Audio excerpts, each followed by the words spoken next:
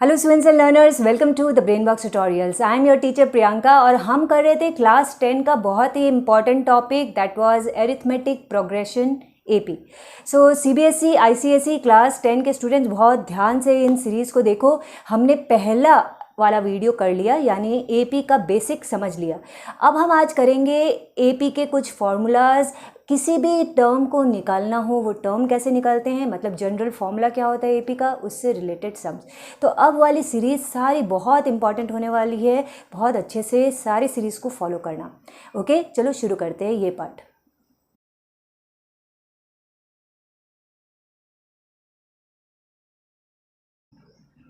सो AP के अभी sums करने के लिए हमारे पास चाहिए हमको कुछ फॉर्मूलाज। उन फॉर्मूलाज में हम मेनली जो लेते हैं टर्म्स, वो मैं बता देती हूँ क्या क्या है। सो हमने जो लास्ट वाली वीडियो में हमने ये सीखा था कि ए क्या होता है, A is the first term.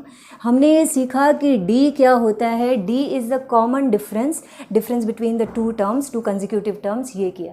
अभी कुछ और नाम भी देख लो, जैसे एन आएगा बहुत बार कि एनथ टर्म निकालो। एनथ टर्म मतलब कोई भी नंबर टर्म, ठीक है। तो वो एन या n number of terms, for example एक एपी है, हमको पता नहीं उसमें कितने सारे टर्म्स हैं, वही हमको निकालना है। तो हम मानते क्या है, चलो मान लिया कि एन टर्म्स हैं, राइट। अब वो 20 भी हो सकते हैं, 40 भी हो सकते हैं। तो ऐसे एन को हम बोलते हैं कोई भी नंबर ऑफ टर्म, वो एन। इससे रिलेटेड बहुत सारे फॉर्मूला होंगे। दूसरा एक और लेटर हम यूज़ करेंगे, that will be L. L is the last term. तो यहाँ एपी में हम ऐसे सम्स भी करने वाले हैं जहाँ लास्ट टर्म दिया रहेगा और फिर हमको उससे आगे का पार्ट निकालना है। तो इन चारों से ले करके हम कौन कौन से फॉर्मूला यूज़ करने वाले हैं, सबसे पहले तो मैं वो लिख देती हूँ, तुम लोग भी वो नोट डाउन कर लो, फिर हम करते हैं सम्स। सो ये रहे वो पहले 3 फार्मूलाज एपी के जो हम आज की वीडियो में करने वाले हैं। फार्मूलाज और भी है बट मैं वो नेक्स्ट वीडियोज़ में बताऊँगी।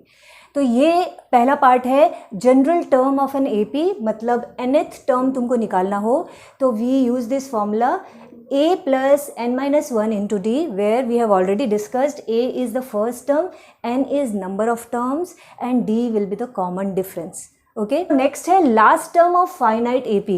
कोई भी फाइनाइट एपी हमको ऑलरेडी पता है कि ये फाइनाइट है, नंबर ऑफ टर्म्स दिए हुए हैं। अब हमको लास्ट वाला टर्म निकालना है, तो ऐसे में हम ये फॉर्मूला यूज़ कर सकते हैं। एल मतलब लास्ट टर्म होता है, तो last term is equal to a plus n minus 1 into d. यानी ये और ये फॉर्मूला सेम ही है, हम फाइनाइट वाले में इसको भी यूज़ कर सकते हैं। यहाँ पे लास्ट टर्म लिख करके फॉर्मूला सेम ही है। नाउ नेक्स्ट है nth टर्म फ्रॉम एंड। जैसे हम ये जो भी टर्म्स निकालते हैं बिगनिंग से निकालते हैं कि शुरू हो रहा है एपी, चलो 20th नंबर टर्म बताओ, 30th नंबर टर्म बताओ। लेकिन अगर बोलेगा पीछे से 10th नंबर टर्म बताओ, तो ऐसे में हम ये वाला पार्ट यूज़ कर रहे हैं। पीछे से अगर पूछा जाए तो nth टर्म फ्रॉम एंड में हम लास्ट टर्म को यूज़ करेंगे, l minus n minus 1 into d. तो हमको पीछे से जो भी नंबर है वो आ जाएगा। फॉर एग्जाम्पल पीछे से 20th नंबर बोल रहा है तो हम यहाँ पे 10 की जगह नंबर ऑफ टर्म यहाँ 20 लिखेंगे, लास्ट टर्म लिखा, कॉमन डिफरेंस लिखा, हमारा आंसर आ गया। तो अब इन फॉर्मूलाज को यूज़ करके मैं काफ़ी सारे सम्स करवाऊंगी तुम लोगों को। तो चलो बिल्कुल रेडी हो जाओ कॉपी पेन के साथ, सारे सम्स साथ साथ सॉल्व करना है। नाउ हमारा फर्स्ट सम करते हैं। यहाँ लिखा find the AP whose nth term is 7 minus 3n। तो हमको वो एपी पता करनी है, यानी शुरू के 4 टर्म्स भी पता कर ले तो एपी पता चल जाएगी।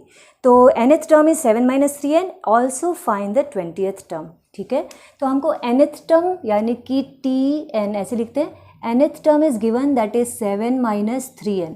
तो हमको एक तो इसकी एपी पता करनी है, दूसरी हमको टर्म नंबर 20 भी पता करना है। ठीक है, तो सबसे पहले ये देखते हैं, अगर term number n 7 minus 3n है तो देयरफॉर टर्म नंबर 1 क्या होगा, n की जगह 1 लगा देते हैं, मतलब 7 माइनस 3 इंटू 1, यानी कि आंसर क्या आया 7 माइनस 3 4।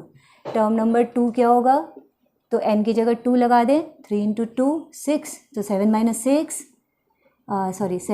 6 that is 1। फिर टर्म नंबर 3 देखते हैं, तो 7 माइनस 3 इंटू अगेन n की जगह 3 लगाया, तो 7 minus 9 that is minus 2। Term number 4 7 minus 3 into 4 यानी 7 माइनस 12 माइनस 5। तो हमारी एपी क्या हो गई, therefore AP is equal to, पहला टर्म हमारा 4 है, फिर 1 है, फिर माइनस 2 है, फिर माइनस 5 है और ऐसे चलता जाएगा। एक बार अगर तुम लोगों को चेक करना हो कि कहीं हमारा सम रॉन्ग तो नहीं है, तो सिंपली इनके बस कॉमन डिफरेंस तुम चेक कर लो, कहीं पे भी, यहाँ पे चेक कर लो, यहाँ पे चेक कर लो, रफ में चेक कर लो। अगर डी सबका सेम आ रहा है मतलब तुम लोगों ने कैलकुलेशन मिस्टेक नहीं किया है। तो देखो 1 में से 4 माइनस करते हैं, हमेशा हम सेकंड से ही फर्स्ट को माइनस करेंगे, भले माइनस में आंसर है। तो 1 में से माइनस किया 4 तो -3 आंसर आया, ठीक है। अभी -2 से -1 करो तो -2 -1 ये भी -3 आ रहा है। -5 माइनस -2, -5 माइनस -2 मतलब -5 + 2 आ रहा है, इसका आंसर भी -3 आ रहा है। मतलब हमने सीरीज़ बिल्कुल ठीक लिखी है। ओके, सो ये रफ में कर लेना बस कि हमारी सीरीज़ ठीक होनी चाहिए। तो इसको मैं हटा देती हूँ, हमारा एक पार्ट आ गया। अब हमको टर्म नंबर 20 निकालना है, तो हम इसकी जगह अब टर्म नंबर 20 कर देते हैं। तो हम लिखते हैं therefore term number 20 is equal to 7 - 3 है ना, मतलब इस बार 7 - 3 × 20 है। सो 7 - 60 मतलब -53 विल बी आवर आंसर। तुम चाहते तो इसको फॉर्मूला से भी यूज़ कर सकते थे, बट हमारे पास ये छोटी सी इन्फॉर्मेशन बहुत काम आ गई। अगर समझ लो ये इन्फॉर्मेशन नहीं होता, टर्म नंबर 20 निकालना होता, तो हम टर्म नंबर 20 का फॉर्मूला क्या यूज़ करते, ये a + n - 1 × d यूज़ करते, ठीक है। a क्या है, फर्स्ट टर्म, अभी हमने निकाला है, first term is 4 plus n, तो टोटल 20 टर्म्स, तो 20 नंबर टर्म है, तो 20 - 1 × d। कॉमन डिफरेंस हम अभी अभी निकाल रहे थे, 1 - 4 किया था, -3 आया था। सो अब सॉल्व करो, 4 + 20 - 1 19, 19 3 ज़ा 57 माइनस में, तो -57 n + 4 -53 हमारा आंसर आता। बट क्योंकि ये छोटी सी इन्फॉर्मेशन थी हमारे पास, तो हमने डायरेक्टली निकाल ली, नहीं होती तो ऐसे निकालोगे। सो अपना नेक्स्ट सम करते हैं ना। यहाँ लिखा हुआ है find the indicated terms in the following AP. हमको ऑलरेडी एक एपी दी हुई है और उसमें इंडिकेटेड टर्म बताना है। तो देखो यहाँ पे एक बोल रहा है टर्म नंबर 25 बताओ, A25 या T25 हम दोनों तरीके से लिख सकते हैं। तो एक तो टर्म नंबर 25 और एक टर्म नंबर n बताओ, an मतलब nth टर्म बताओ और 25th टर्म बताओ। तो हम सबसे पहले कोई भी टर्म के लिए हम जनरल फॉर्मूला यूज़ करते हैं कि ये नंबर टर्म निकालना है, और उसके लिए हमको चाहिए क्या। तो देखो पहला तो हमको क्या क्या दिया हुआ है, a चाहिए, तो हमारे पास है first term a = -4। Common difference चाहिए, तो d = क्या होगा, हम कोई भी दो टर्म को माइनस कर सकते हैं, सक्सीडिंग में से प्रिसीडिंग कंजिक्यूटिव। तो हम -7 - -4 किए, मतलब हमने सेकेंड टर्म से फर्स्ट टर्म को माइनस किया। तो हमारा आंसर आ रहा है -7 + 4 -3। तो हमको कॉमन डिफरेंस भी दिया हुआ है, a भी दिया हुआ है। ओके, टर्म नंबर 25 निकालना है हमको। सो A25 क्या होगा, देखो टर्म नंबर n, Tn का फॉर्मूला क्या है, जनरल फॉर्मूला है a + n - 1 × d। Therefore term number 25 क्या होगा, nth टर्म निकालना हो तो नंबर ऑफ टर्म्स n होते हैं, तो 25th टर्म निकालना है तो नंबर ऑफ टर्म्स 25 तक ही हम लेंगे। तो अब देखो a की जगह -4 प्लस n क्या रखें, तो नंबर ऑफ टर्म्स 25 है, 25 - 1 × d, d हमारा अभी आया -3।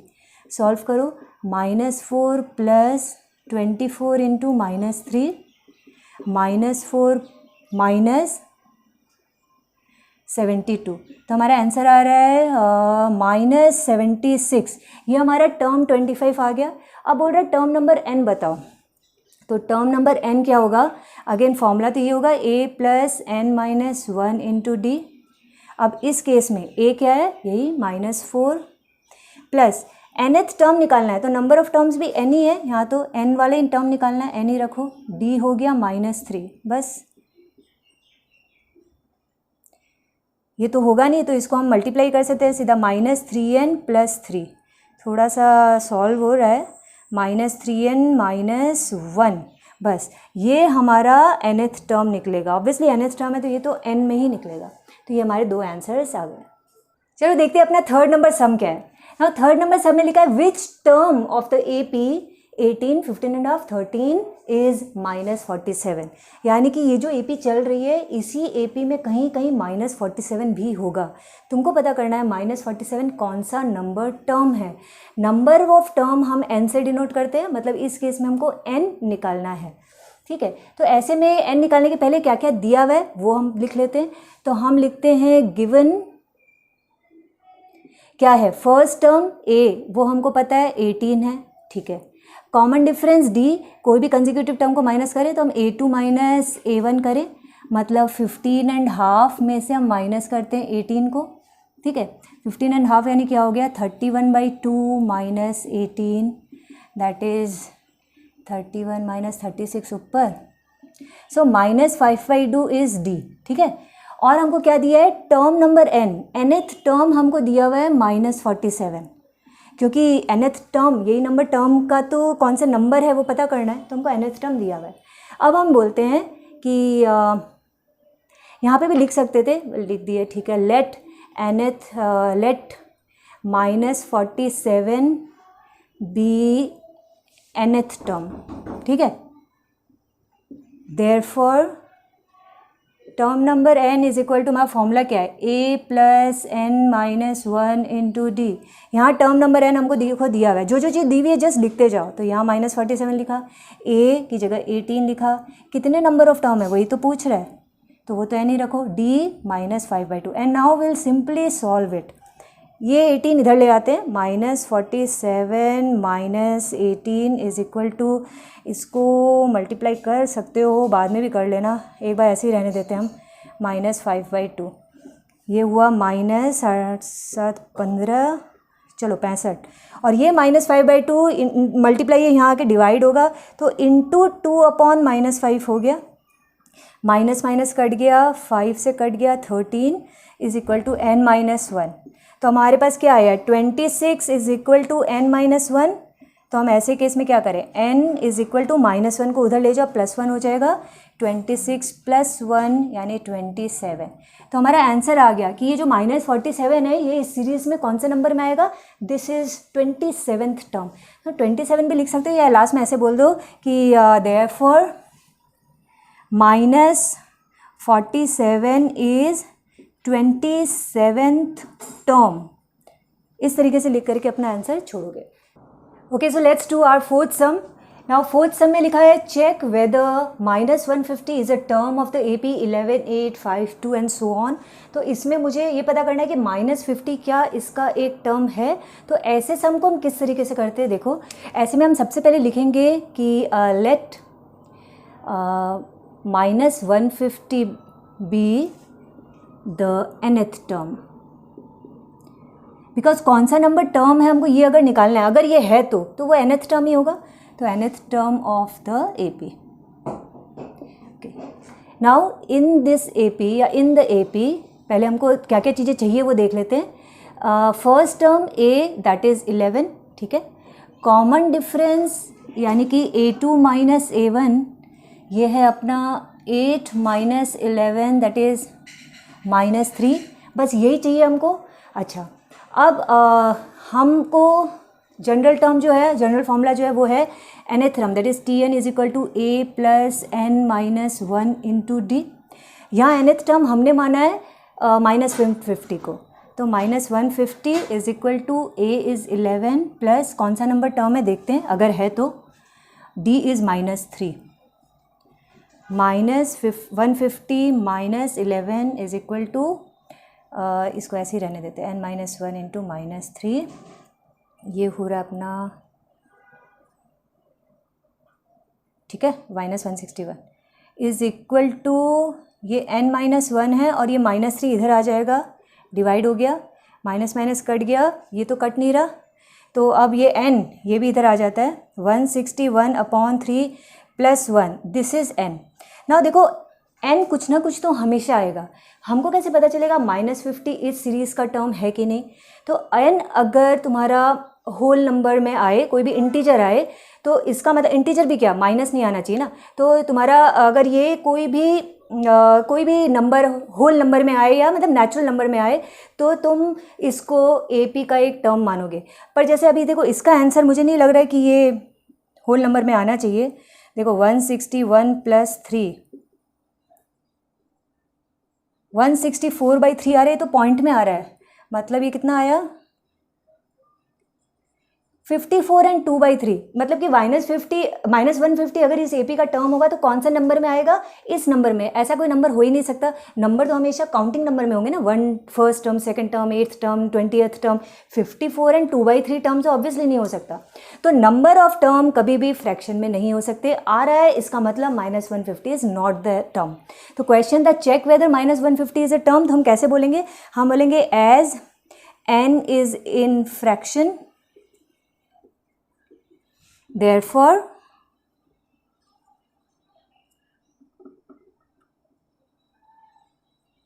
-150 is not the term of AP।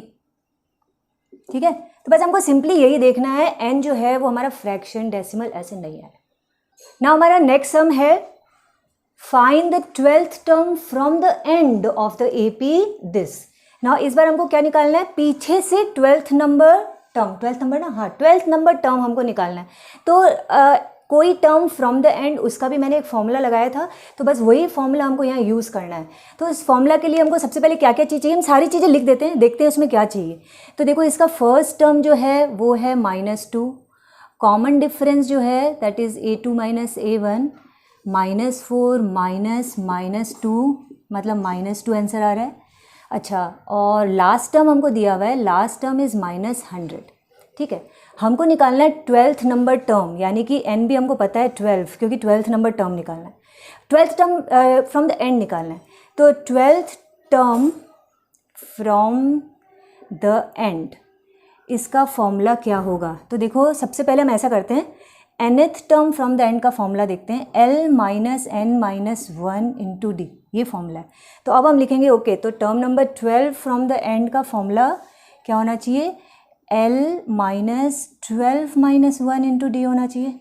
तो यानी कि L last term is -100, -12 - 1 is 11, 11 × d that is -2। तो हमारा आंसर आएगा -100 minus into minus plus 22। So minus में आंसर आ रहा है हमारा -78। तो अगर हम पीछे से देखें तो 12th नंबर टर्म जो होगा वो -78 होगा।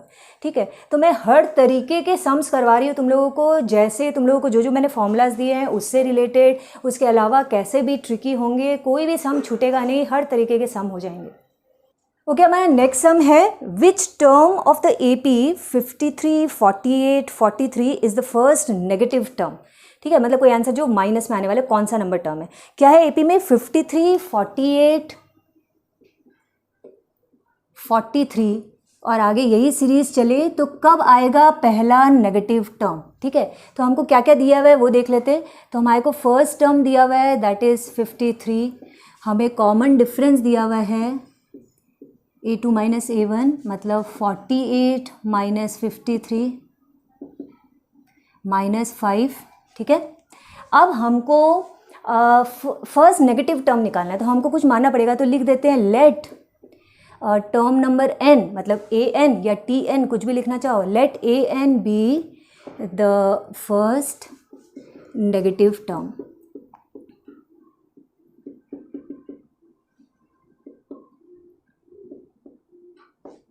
Therefore ये जो भी टर्म है ये 0 से छोटा होगा, less than 0, because first negative term है। और nth टर्म का फॉर्मूला क्या है, A + n - 1 × d will be less than 0। तो ये अब हमारे कैसे सम हो रहे हैं, ये हमारे इन इक्वेशन के जो सम्स होते हैं, तो हम इसको बिल्कुल इन इक्वेशन जैसे सॉल्व करेंगे। इन इक्वेशन के सम कैसे होते हैं, ये जो साइन है ये एज इट इज़ रहता है, बाकी हम बिल्कुल इक्वेशन जैसे लीनियर इक्वेशन जैसे सॉल्व करते हैं। तो अब मैं वैल्यू डालती हूँ A की 53 प्लस nth टर्म ही मैंने माना है तो ये n तो हमको निकालना है, सो n - 1, d हमारा था -5 लेस देन 0। ठीक है, इम्प्लाइज का साइन भी लगाते जाओ। सो 53 - 5n + 5 is less than 0, 58 - 5n less than 0, -5n is less than -58। और फिर इन इक्वेशन का एक बहुत इंपॉर्टेंट रूल क्या होता है कि अगर इसका माइनस हटाना है, चेंज करना है, तो हम इस माइनस को इधर नहीं ले जाते, बल्कि हम क्या करते हैं, मल्टीप्लाइंग बोथ साइड्स बाय -1 कर देते हैं। सो मल्टीप्लाइंग बोथ साइड्स बाई -1। तो इससे क्या होता है, ये इसका साइन चेंज होगा, इसका भी साइन चेंज होगा, इसका भी साइन चेंज होगा। और अब हम आगे करते हैं, n की वैल्यू क्या आ गई हमारी, n ग्रेटर देन 58/5 आया। 58/5 का मतलब क्या है, 5 1 5, 11 3/5 से बड़ा वाला टर्म, 11 3/5 से जो भी बड़ा टर्म होगा वो 12th टर्म ही होगा। तो 12th टर्म हमारा आंसर आ गया। So therefore 12th term is the first negative term. ठीक है, नेगेटिव टर्म मतलब 12 13 14 ये सारे अब नेगेटिव ही होने वाले हैं, लेकिन बोल रहा पहला नेगेटिव टर्म कौन सा होगा, तो हमने माना ही था जो भी n टर्म नंबर n ही पहला नेगेटिव टर्म होगा। तो वो nth टर्म कौन सा नंबर टर्म है, तो हमारी n की वैल्यू अपने आप आ गई 11 3/5 से बड़ा, तो 12th term will be the negative term. अब करते हैं अपना 7th सम। नाउ इसमें लिखा है determine the AP whose third term is 16 and the 7th term exceeds the 5th term by 12। तो हमको इन्फॉर्मेशन ये दी हुई है कि हमारा थर्ड टर्म जो है, मतलब T3 बोलो या A3 बोलो, कुछ भी लिख सकते हो। तो टर्म नंबर 3 तो 16 है, और टर्म नंबर 7 से अगर टर्म नंबर 5 को माइनस करो तो आंसर 12 आएगा, बिकॉज बोल रहा है कि टर्म नंबर 7 बड़ा है टर्म नंबर 5 से, कितना बड़ा है, 12 बड़ा है। तो उसको हमने शॉर्ट में नोटेशन फॉर्म में ऐसे लिख दिया। अब हमको तो वो AP पता करनी है, तो उस AP के लिए हम क्या करेंगे, कुछ पार्ट पहले लिख देते हैं। तो हम लिखते हैं कि let first term of the AP be A and the common difference be D. Therefore third term, that is term number 3 क्या होगा, टर्म नंबर 3 के लिए हम ऐसे लिखेंगे A plus n-1 into D, या फिर A प्लस 3-1 इंटू डी, क्योंकि थर्ड नंबर टर्म है और थर्ड नंबर टर्म दिया हुआ भी है 16 है। तो मैं यहाँ पे लिख देती हूँ 16 इज इक्वल टू A कितना अपना, अच्छा आपने A तो A ही माने थे, तो A प्लस 2D। तो ये अपना पहला एक इक्वेशन बन गया, A plus 2D is equal to 16। ऐसे लिखो या इस तरीके से लिख सकते हो, A plus 2D is equal to 16। ये हमारा पहला इक्वेशन हमको तैयार मिल गया। सेकेंड ये लिखते हैं टर्म नंबर 7, मतलब कि A प्लस, यहाँ ऐसे लिख दो पहले, term number 7 minus term number 5 12 बोल रहा है। तो टर्म नंबर 7 क्या है, A plus n-1 that is 7-1 into D. इसमें से अगर माइनस करो A प्लस 5-1 इंटू डी, तो हमारा आंसर 12 आएगा। सो A और D तो हमको पता नहीं है, तो A plus 6D minus A plus 4D, लेकिन माइनस का साइन है तो जब ब्रैकेट खुलेगा तो साइन चेंज होगा। A प्लस 4D है यहाँ, तो ये माइनस है minus 4D is equal to 12, plus A minus A cut गया, 6D minus 4D is 2D, 2D is equal to 12, D is equal to आई गया 6। ठीक है, D हमारा 6 आ चुका। अब हम D की वैल्यू यहाँ आराम से डाल सकते हैं, तो we will write okay putting D is equal to कितना था 6 इन इक्वेशन 1। तो A प्लस 6 इंटू 2 कितना 12 इज इक्वल टू 16। A की भी वैल्यू आ गई 16 माइनस 12 दैट इज़ 4। तो जब हमको फर्स्ट टर्म 4 और कॉमन डिफरेंस 6 मालूम हो तो अब हम आराम से AP पता कर सकते हैं। तो अब हम लिखेंगे okay therefore AP is equal to क्या है, first term, term number 1 4, term number 2 4 plus 6 that is 10, term number 3 10 plus 6 16। 3 दिखाने से हो जाएगा जनरली, फिर भी चलो ठीक है 4 दिखा देना चाहिए। तो अब हमारे पास AP बना है 4 10 16 एंड 22 एंड सो ऑन, ये हमारी AP तैयार है। ना देखो इसी तरीके का एक और सम करते हैं, तो वो लिखा हुआ है which term of the AP 3 10 17 and so on will be 84 more than its 13th term, 84 more than its 13th term। तो अब वो कौन सा टर्म है हमको पता नहीं, तो हम मान लेते हैं चलो let the required term be nth term. Term number n, मतलब जो tn या an लिखते हैं, और हमको क्या बोल रहा है, वो जो भी टर्म है, टर्म नंबर n जो है, that is 84 more than it's term number 13। यही तो है हमारे पास में इन्फॉर्मेशन। ओके, अब हमारे पास और इन्फॉर्मेशन इज AP की क्या है, तो हम वो भी लिख देते हैं। वी नो, इसमें फर्स्ट टर्म हमारा 3 है एंड कॉमन डिफरेंस जो है वो A2 माइनस A1, मतलब 10 माइनस 3 7 है।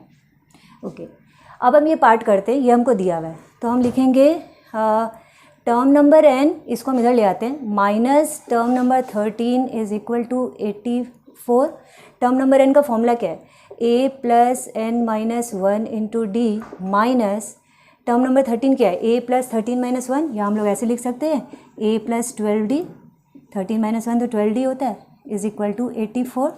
अब वैल्यूज़ डालो, a था 3, तो 3 plus n minus 1 into d is 7, minus 3 plus 12 into d, 12 into 7 तो 84 इज इक्वल टू 84।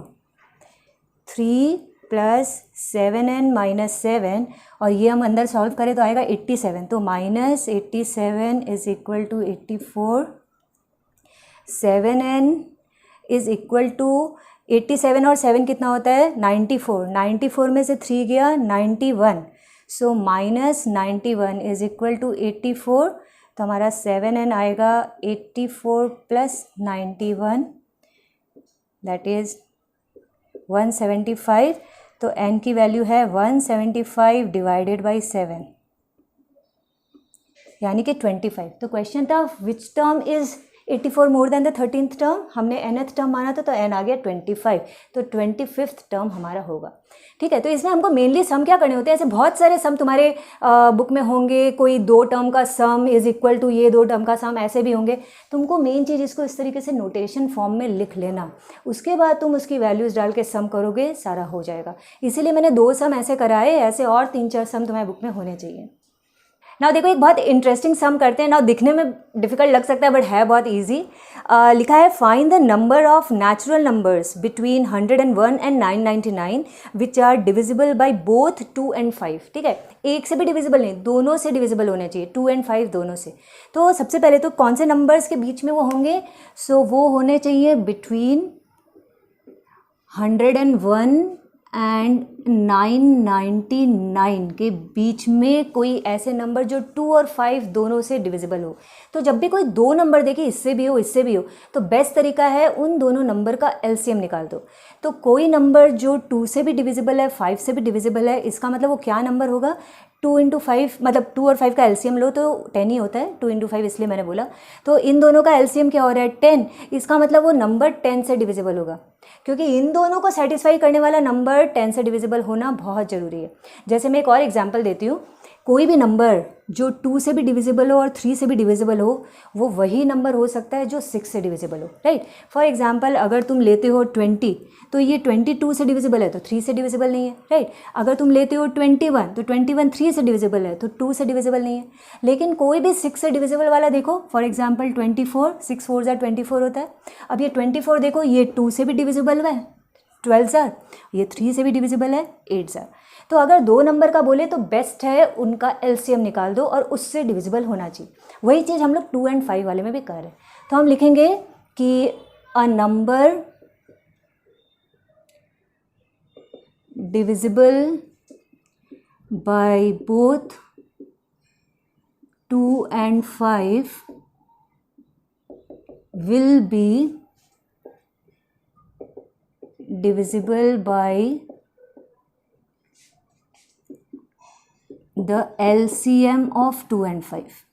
ये अपना रूल है, तो इसलिए LCM क्या हुआ, LCM of 2 and 5 होता है 10, यानी वो नंबर 10 से डिविजिबल होना चाहिए। 10 से डिविजिबल तो हमको पता है जिसके लास्ट में 0 हो वो 10 से डिविजिबल होता है। ठीक है, तो ये पार्ट तो मैंने समझाने के लिए लिखा था, तो अभी इसको हटा देते हैं। अब 10 से डिविजिबल है, तो अब हमको पहला लास्ट नंबर कौन सा है जो 10 से डिविजिबल है वो देखना पड़ेगा। 101 के बाद, बिटवीन 101 बोल रहा है, 101 के बाद आता है 102। तो 102 तो है नहीं। कौन सा नंबर है 101 के बाद जो 10 से डिविजिबल होगा? ऑब्वियसली जिसके लास्ट में 0 हो, तो वो है 110। तो हम बोलेंगे therefore between 101 and 999 the first number divisible by 10, 101 के बाद जो नेक्स्ट नंबर है जो डिविजिबल है मतलब वो 110 है। और वैसे ही 999 लास्ट नंबर है, इसके पहले देखो कौन सा नंबर है जहाँ लास्ट में 0 आ रहा है? 990। तो द लास्ट नंबर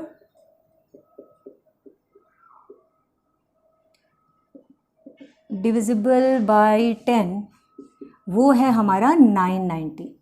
और इन सब के बीच में कितने का गैप रहेगा?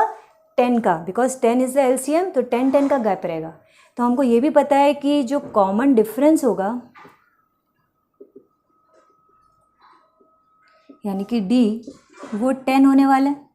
और ये जो फर्स्ट नंबर है डिविजिबल और क्या है? फर्स्ट नंबर जो है वो एक्चुअली ए है, और जो लास्ट नंबर है, लास्ट नंबर और कुछ नहीं, वो nth टर्म ही तो है, लास्ट टर्म नंबर n बोलो या एल भी बोल सकते हो, चलो एल भी लिख देते हैं, दोनों तरीके से समझ जाओगे।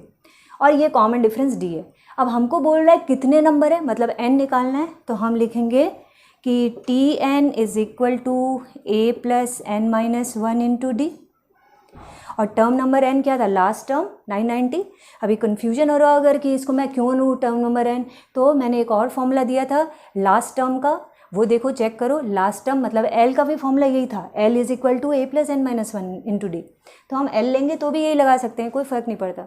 तो टर्म नंबर n या लास्ट टर्म क्या था? 990 is equal to a, that is first term 110 plus कितना नंबर टर्म है ये तो हमको निकालना है, n को एज इट इज़ रखो, d इज़ 10। बस अब तो सिंपली सॉल्व करना है। 990 माइनस 110, इसको ठीक है रहने देते हैं।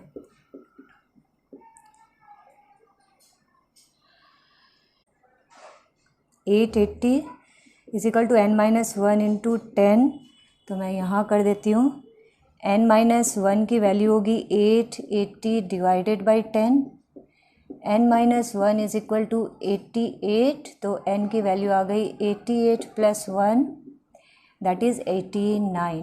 तो ऐसे 89 टर्म्स होंगे इन दोनों के बीच में which will be divisible by both 2 and 5, मतलब कि 10 से। तो ये हमने ख़त्म किया है जो nth टर्म निकालना या जनरल टर्म निकालने का तरीका एपी का। अभी बहुत सारे पार्ट इसमें भी हैं जो सम ऑफ कंसेक्यूटिव नंबर्स एपी में वो कैसे निकालते हैं, मिडिल टर्म कैसे निकालते हैं, वर्ड प्रॉब्लम्स कैसे करते हैं, sum of number of terms in AP कैसे करते हैं, काफ़ी सारी चीज़ें बाकी है। तो वो हम अलग अलग पार्ट में करेंगे जिससे कोई कन्फ्यूजन नहीं हो एपी में, बिकॉज ये बहुत इंपॉर्टेंट है और उतना ही स्कोरिंग भी है, तो अच्छे से समझो, बेटर है ना। और अगर चैनल को सब्सक्राइब नहीं किया तो सब्सक्राइब कर देना। ये वीडियो कैसा लगा ये मुझे बताओ कमेंट करके, या सिर्फ एक लाइक बटन दबा करके, मुझे समझ में आ जाएगा कि अच्छा लगा, समझ में आया। एंड एटलीस्ट अपने एक फ्रेंड के साथ ज़रूर शेयर करना। ओके, बाय बाय, जय हिंद।